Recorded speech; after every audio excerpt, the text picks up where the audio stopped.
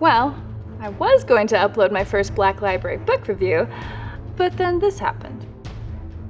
Guys, I am just so frustrated and irritated at this, and I feel it'll help to just explain what happened and why this is ridiculous. I am reading through and reviewing books from the 40K Black Library, and have started with the Gaunt's Ghost series. I wanted the book review to be in a live stream format so that fans of the channel or fans of the book could all discuss it together while I did the video. And that works great. We have a fun hour-long conversation. I finished the live stream, that's that. Then like 30 minutes later, I get an email from YouTube saying that my video was taken down because it violated their firearms policy.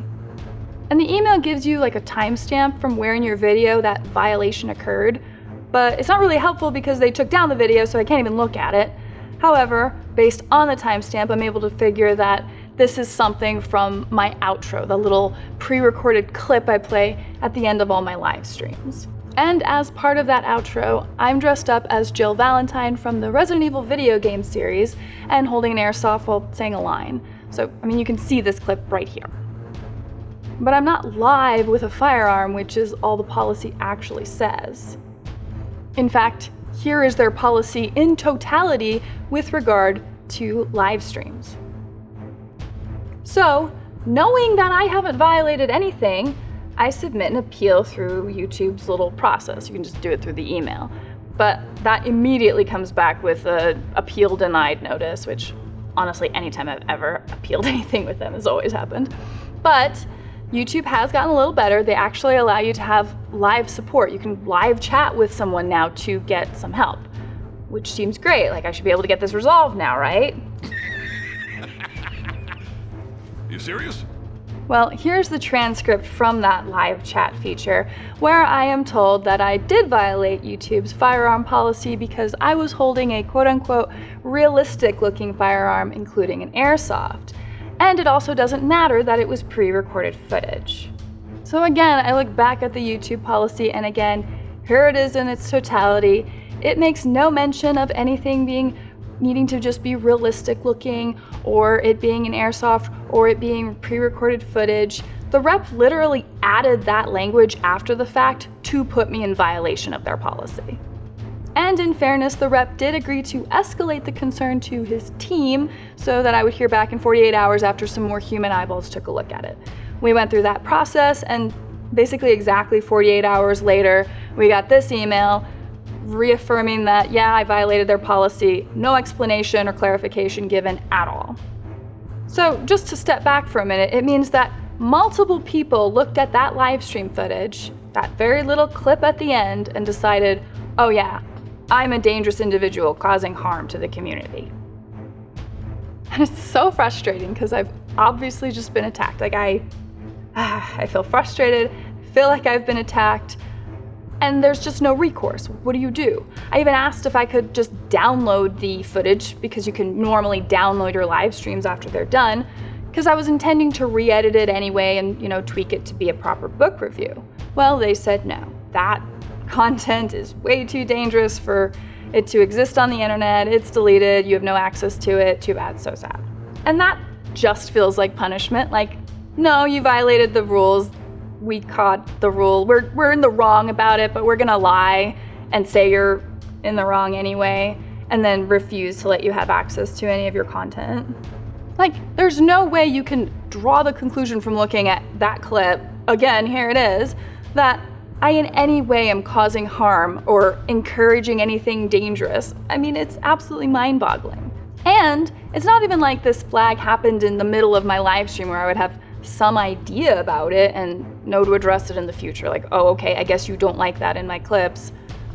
I've been using this for months. It didn't seem to be an issue then, so whatever. No, it occurs after the fact. They actually banned my video 30 minutes after the live stream was over. So there's not even anything live happening. They're not protecting anyone. Like, it's over. It's already done. They decided after it was over to ban that content. So yeah, they aren't even protecting anyone. It's just bullying. Like, this is just bullying behavior. And in case you're thinking like, well, devil's advocate, yeah, this sucks, because it does, but at least now you know the rules going forward.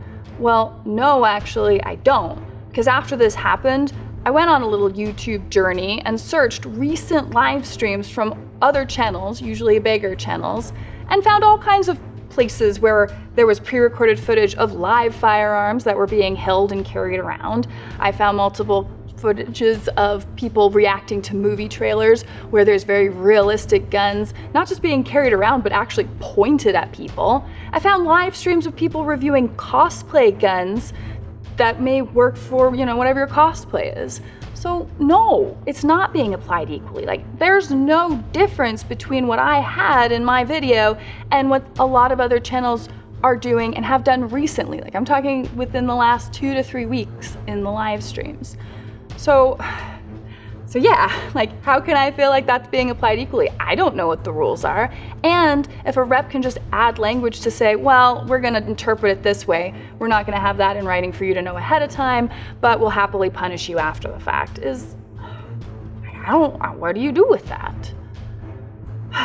So, I mean, yeah, what do you do with that? And honestly, I'm at a bit of a loss because, like, YouTube, it's kind of the only game in town.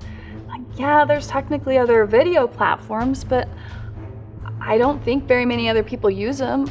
I have Wargamer Girl over on Rumble. It's small, but it's been there for years.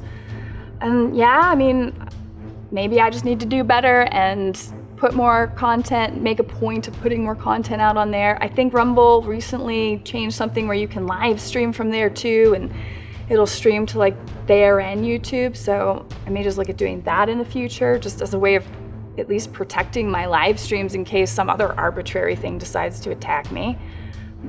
So, I mean, yeah. So, I don't know. So yeah, why am I making this video? So I wanted to explain to you all what happened, why there is no live book review, what happened to everyone's participation, when we all had our live stream.